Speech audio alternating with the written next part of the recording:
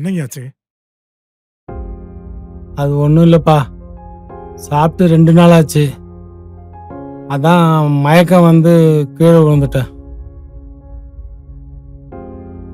ஐயா, நீங்க இங்கே இருங்க. போய் சாப்பிட சொல்றேன். ஆ. வெற்றி போய் சாப்பிட. Okay owner. இல்லைப்பா, வேணாம். நானே அங்கே போய் சாப்பிட்டுக்கிறேன்ப்பா. ஐயா, அதெல்லாம் ஒன்றும் பிரச்சனை இல்லை. நான் வாங்கிட்டு வர சொல்றேன். நீங்க இங்கே சாப்பிட்டு போங்க. இல்லைப்பா, அங்கே போய் சாப்பிட்டா கொஞ்சம் கூட கொடுப்பாங்கப்பா. அதான்பா. சரி, நீங்க பார்த்து போங்க. வெற்றி கொண்டு போய் விட்டு வா. ஆ ஐயா பார்த்து வாங்க.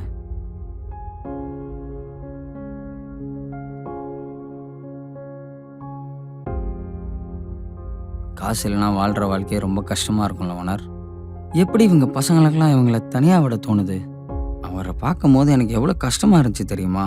யாருக்கு என்ன கஷ்டம் யாருக்கு தெரியும்? ஆனால் நான் கலெக்டர் ஆகிறேன்னு வச்சுக்கோங்க, கஷ்டப்படுற எல்லாருக்குமே உதவி பண்ணுவேன். நாட்டில் ஏழ்மையே இல்லாமல் பார்த்துப்பேன். ஏழ்மையை ஒழிச்சா பரவாயில்ல. ஆனால் சில பேர் ஏழையை ஒழிக்கணும்னு நினைக்கிறாங்க.